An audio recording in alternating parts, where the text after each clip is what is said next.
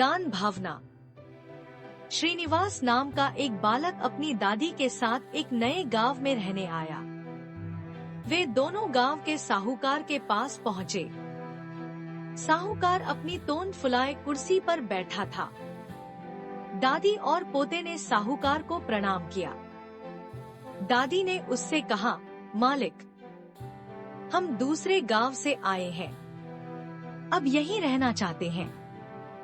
आप हमें सिर छिपाने की जगह दे दें, बदले में हम आपके घर के काम कर देंगे। साहूकार ने मन में सोचा, बिना दाम के 2 मजदूर मिल रहे हैं, इन्हें क्यों छोड़ा जाए। वह मान गया। उसने घर के पिछवाड़े उन्हें रहने की जगह दे दी। दादी ने पूछा, साहूकार जी, इसका किराया क्या लगेगा? साहूकार ने झट से बताया, मेरे घर में 4 भैंसे, 3 बैल और 4 गायें हैं। उन सबको चराना होगा। उनके गोबर को पाथकर उपले बनाने होंगे और उपले बेचकर उनके पैसे मुझे देने होंगे। वही उसका किराया होगा। दादी और पोते ने साहूकार की शर्त मान ली। उसी दिन से दादी तो साहूकार के घर का काम करने लगी और पोते ने गांव में ही कोई काम ढूंढ लिया। उनका जीवन चलने लगा। एक दिन की बात है, साहूकार के दरवाजे पर फटेहाल एक भिखारी आ गया। साहूकार ऊंची आवाज में बोला, चलो चलो, आगे बढ़ो, मेरे पास कुछ नहीं है। वह भिखारी घूमकर पिछवाड़े की ओर आ गया। दादी को उस पर दया आ गई। घर में जो खाना बना हुआ रखा था वह उसने भिखारी को दे दिया। विदा होने से पहले भिखारी दादी की हथेली पर एक दमड़ी रखते हुए बोला, माँ, तुम इससे अपने पोते के लिए मुरमुरे खरीद लेना। दादी ने उस दमड़ी को अपनी संदूकची में रख दिया। वह सोच में थी कि आज अपने पोते को क्या खिलाएगी। तभी उसका पोता खेत से आया। वह भूखा था। दादी ने पोते को सारी बात बताई और कहा, संदूकची में से दमड़ी लेकर कुछ खरीद ला। जैसे ही पोते ने संदूकची खोली, सोने की चमक से सारी झोंपड़ी जगमगा उठी।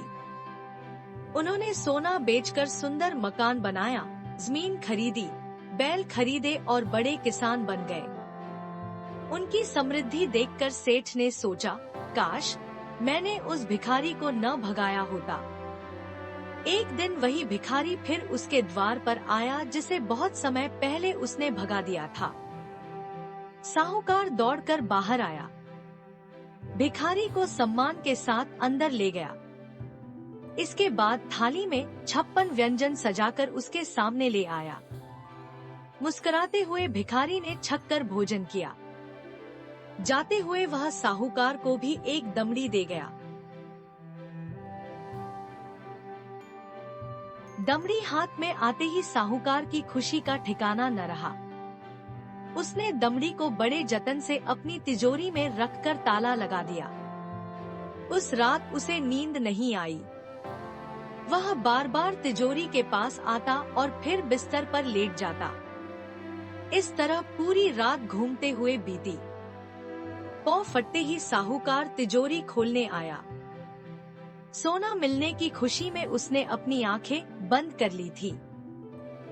वह सोच रहा था कि उसकी पूरी तिजोरी जगमग कर रही होगी, लेकिन यह क्या हुआ तो बिल्कुल उल्टा। उसकी तिजोरी में रखा हुआ धन कोयला बन चुका था। साहूकार समझ गया कि यह सब करनी का फल है।